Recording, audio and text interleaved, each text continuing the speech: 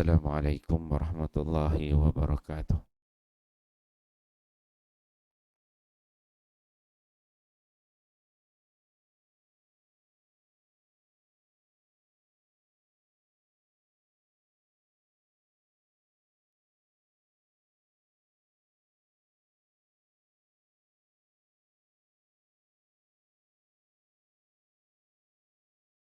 Bab ikhlas, mengelakkan sifat riak. Hadis ke 56. An Muaz bin Jabal radhiyallahu anhu.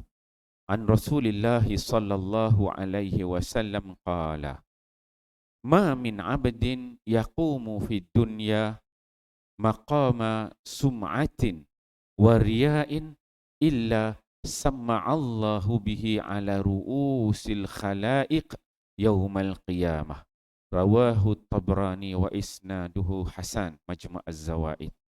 Sayyidina Muaz bin Jabal radhiyallahu anhu meriwayatkan bahawa Rasulullah sallallahu alaihi wasallam bersabda, sesiapa yang melakukan apa-apa amalan di dunia ini untuk menunjuk-nunjuk dan untuk kemasyhuran, maka Allah Subhanahu wa taala akan memasyhurkan hal itu di hadapan seluruh makhluk pada hari kiamat. Yakni orang ini telah melakukan amalan kebaikan adalah untuk menunjuk-nunjuk, lantaran itu dia akan dimalukan. Tabrani Majmu' Az-Zawaid. Alhamdulillah, tuan-tuan, pagi ini kita membaca satu hadis Nabi sallallahu alaihi wasallam. Hadis di bawah tajuk ikhlas, menghilangkan sifat riak. Hadis yang ke-56, hadis riwayat Muaz bin Jabal. Muaz bin Jabal ni ada banyak kali dah kita ceritakan tentang siapa dia, sahabat Nabi, kehebatan, kelebihan yang ada pada dia. Dia ni orang Madinah lah, orang daripada orang Ansar. Muaz bin Jabal, dia masuk Islam ketika mana perjanjian Aqabah yang kedua. Dia atas usaha Mus'ab bin Umair berdakwah di Madinah. Kemudian dia mengikuti perjanjian Aqabah yang kedua itu. Kemudian dia Islam pada ketika itu. Dia lahir 16 tahun, ulama kata 16 tahun sebelum hijrah Nabi, dan dia meninggal 16 tahun, 18 tahun sebelum hijrah, 18 tahun selepas hijrah. Dalam 36, ada ulama kata 38 tahun. Muaz bin Jabal. Muaz bin Jabal ni orangnya sifatnya tawaduk, dan dia ni orangnya handsome, lawa orang dia.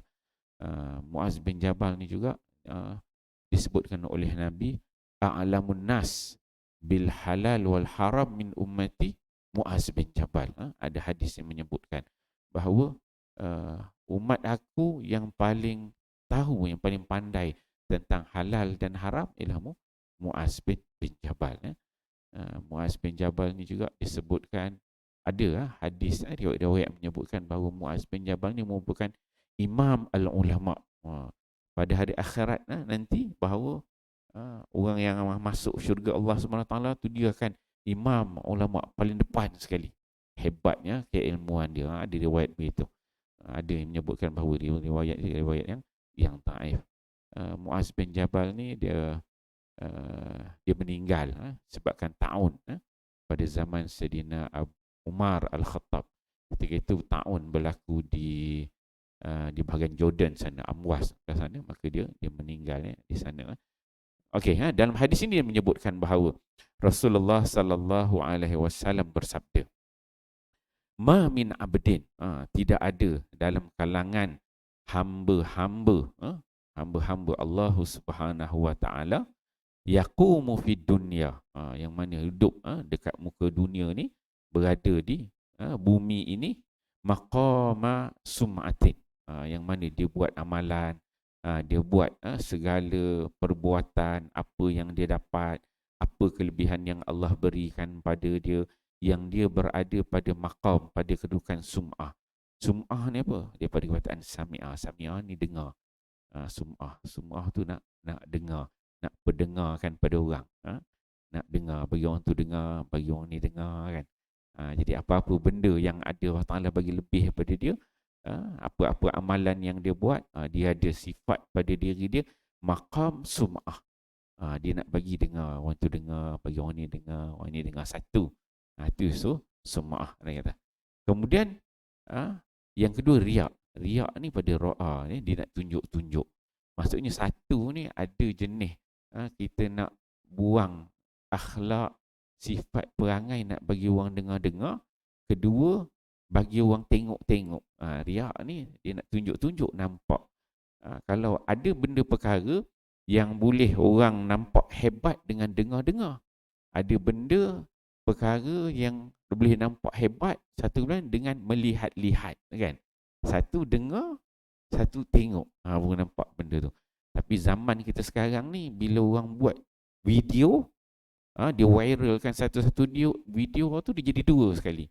Dengar pun dia dengar suara pada video tu, kemudian tengok pun tengok. Dengar ada, tengok pun ada, dua-dua ada itu. Itu dia jadi riak tu lah. Sum'ah dan juga riak. Yang kata Nabi SAW, kalau kita ada penyakit macam tu, nak tunjuk-tunjuk dengan orang, nakkan kemasyhuran, dia kata, illa sama Allahu bihi ala ru'usil khalaiq yaumal qiyah. Bahawa kalau kita ada penyakit begitu, kata Nabi SAW, hari akhirat kelak besok, Allah Subhanahu Wa Taala akan angkat kita ni, tunjukkan kepada semua makhluk yang berada di akhirat kelak nanti, bahawa kita ni jenis orang nak tunjuk-tunjuk apa ada kelebihan di sudut ibadat kita ke, di sudut harta kita ke, kekayaan kita ke, kebolehan kita ke, kemampuan kita ke, pangkat kita ke, kepakaran kita ke, kebolehan boleh bercakap dan sebagainya. Maka dekat situ Allah Ta'ala akan tunjuk ini bukannya ikhlas, tapi sebenarnya amalan-amalan yang dia buat ini adalah untuk tunjuk-tunjuk. Jadi tuan-tuan, tajuk buat riak, ikhlas ni dia payah nak sebut. Sebab ni semua soal hati. Semua menceritakan tentang benda yang ada dalam hati. Boleh dia tengok dari angle positif, boleh dia tengok daripada angle negatif. Dua-dua angle tu boleh diterima. Hanya individu orang tu sendiri dia yang tahu sejauh mana ikhlas dia, sejauh mana riak dia nak tunjuk ke dengan penuh ikhlas ke, sebab subjektif. Jadi syaitan itu, sebagaimana saya sebut, pertama, dia tak nak bagi kita buat amal-amal yang baik, kan? Syaitan lah. Kalau boleh jangan semayang, jangan solat, jangan beribadat, jangan sedekah, jangan infak, jangan semua. Kau boleh duduk rumah kerja pun tak payah, kan? Duduk jadi macam tu, kan? Tapi apabila kita berusaha, kita buat amalan, usaha agama, usaha itu, usaha ini, kita buat ibadat, kita buat, maka syaitan dia tengok langkah pertama tak berjaya, dia akan tembak dengan langkah yang kedua apa? Dia akan masuk dalam hati kita, dia akan rosakkan ibadat kita. Mana yang kita buat tu, benda-benda baik semua kita buat, dia akan tembak, dia jadikan benda tu rosak.